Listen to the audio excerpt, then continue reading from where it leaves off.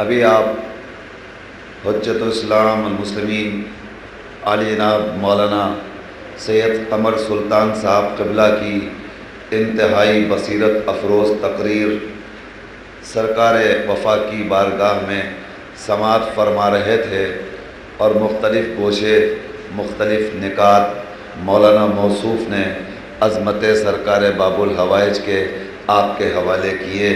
چونکہ وقت زیادہ ہو چکا ہے، میں تمہیدی منزلوں میں نہیں رہنا چاہتا، نثر میں ساری گفتگو مولانا موصوف کر چکے۔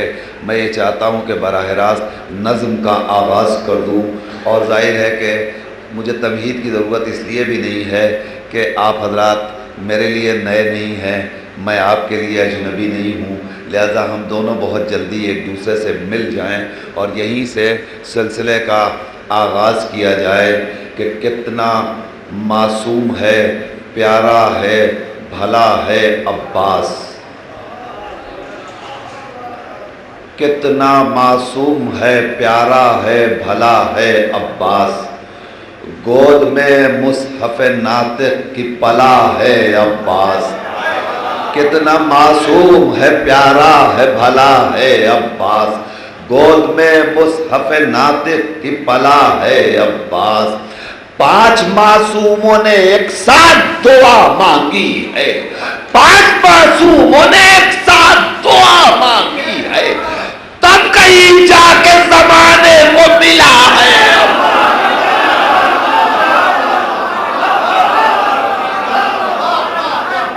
معصوم ہے، پیارا ہے، بھلا ہے عباس، گود میں مصحف ناطق کی پلا ہے عباس، 5 معصوموں نے ایک ساتھ دعا مانگی ہے، تب کہیں جا کے زمانے کو ملا ہے عباس۔ دیکھیے میں تمہید نہیں باندھنا چاہتا، مگر اتنی درخواست کروں گا کہ یہ جو واہ واہ کرنے والا مجمع ہے، اگر یہ تھوڑا سا آگے آ جائے تو جو لوگ باہر چلے گئے ہیں وہ بعد میں پچھتائیں گے کہ میں آگے بیٹھا ہوا تھا اچھا خاصا، کیوں اٹھ کے باہر چلا گیا، کہ جب دوبارہ آیا تو مجھے آگے بیٹھنے کی جگہ ہی نہیں مل سکی۔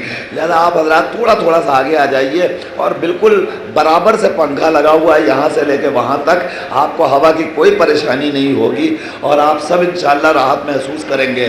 اور یوں بھی ابھی مولانا موصوف نے اپنی تقریر کے اختتام میں ایک بات بڑی، اور تھوڑا سا اور آگے آ جائیے، وہاں نہ بیٹھیے، تھوڑا سا اور آگے آ جائیے، یہاں جگہ ہے ابھی، بڑی اچھی بات کہی مولانا موصوف نے کہ ہم 365 دنوں میں 364 دن تو آرام کر لیتے ہیں، لیکن ایک رات جو ہم نے سرکار وفا کے لیے وقف کر رکھی ہے، اس رات میں اپنی بیداری کا ثبوت دیں، اور ثبوت دے کر بتائیں کہ مولا ہم یوں ہی نہیں کہتے کہ ہم آپ پر اپنی پوری زندگی قربان کرنے کے لیے تیار ہیں، ورنہ دنیا کہہ سکتی ہے وہ قوم جو ایک رات اپنے باوفا کو نہیں دے سکتی، وہ اس باوفا کی راہ میں پوری زندگی کیا قربان کرے گی۔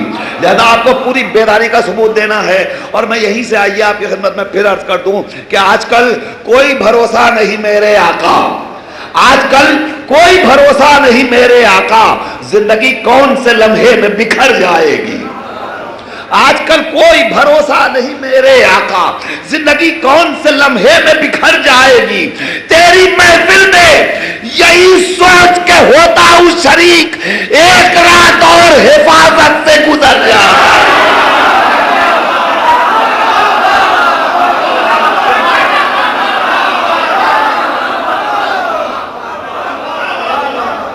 تیری محفل میں یہی سوچ کے ہوتا ہوں شریک، تیری محفل میں یہی سوچ کے ہوتا ہوں شریک، ایک رات اور حفاظت سے گزر جائے گی۔ نہیں، ابھی آپ آمادہ نہیں ہوئے، اس لیے کہ جس انداز سے آپ شعر سننے کے عادی ہیں اس منزل پر آپ پہنچے نہیں ہیں، اور میں آپ کی خدمت میں جلدی سے عرض کرتا ہوں، اب آپ یہاں آ جائیے، جلدی سے آ جائیے۔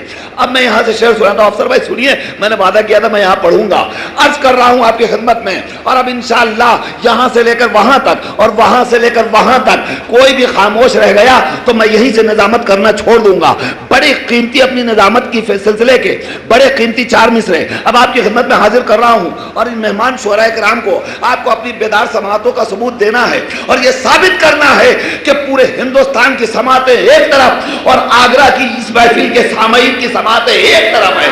اب یہاں سے آپ کی خدمت میں عرض کرنا چاہتا ہوں کہ منصب نہیں مانگا، کوئی شاہی نہیں مانگی، منصب نہیں مانگا، کوئی شاہی نہیں مانگی، منصب نہیں مانگا، جب تک سب نہیں بیدار بیدار ہوں گے. میں یوں ہی دہراتا رہوں گا. منصب نہیں مانگا, کوئی شاہی نہیں مانگی. منصب نہیں مانگا, کوئی شاہی نہیں مانگی, خود مل گئی. مرضی الہی نہیں مانگی.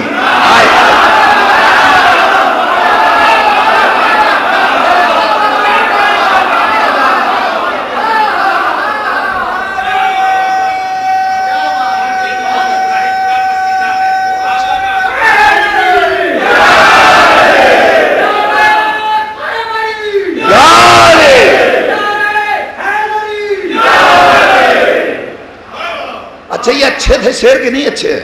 یہ اچھا شعر ہے نا؟ تو اچھا شعر ہے تو آپ لوگ وہاں کیوں کھڑے ہیں؟ اب تو آپ کو اندر آ جانا چاہیے.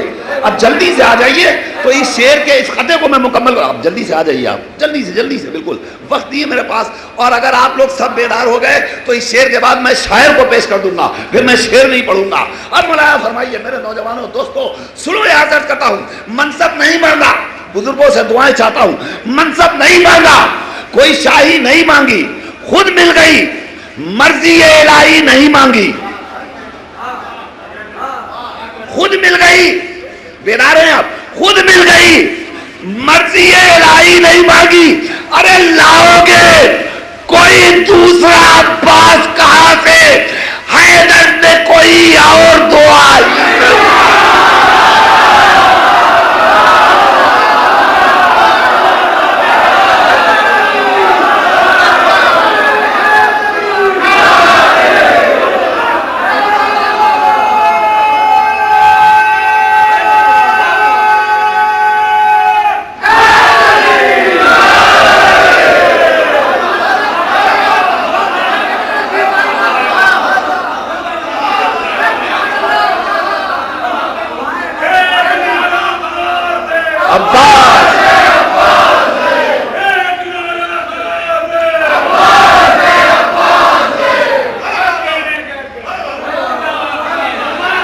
منصب نہیں مانگا, کوئی شاہی نہیں مانگا. شاباش.